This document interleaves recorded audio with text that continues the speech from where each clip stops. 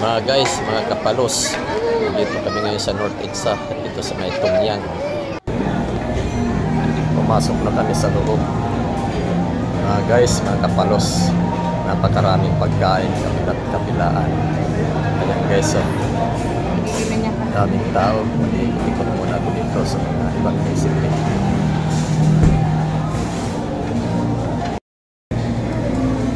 Ito na yung mga recipe nila. Ayan. Maraming ano dito. Yung salad na yan.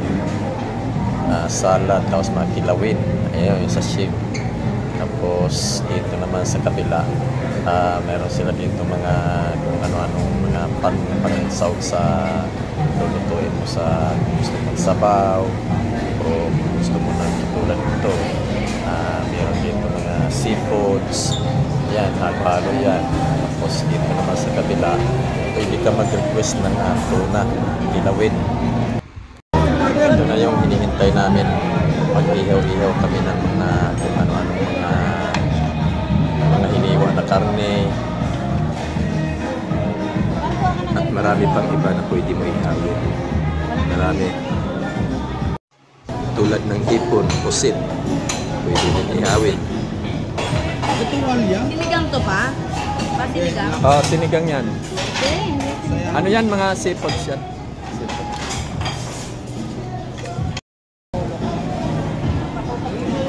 Ito naman yung katabi namin sa kabila. Ayan. Malaming ko na yung Ihaw-ihaw din sila. Ayan, puno na.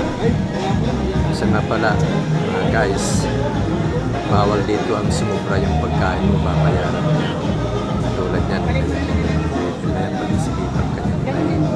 Sobra. Malalaman mo na lang pagbayad mo sa bill. ano ba yan?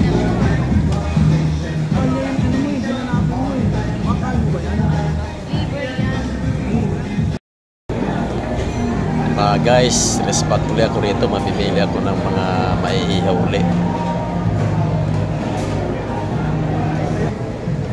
Lalo na rito mga guys, so marami dito mapagpipilian pa uli. Dito na ako kukuha.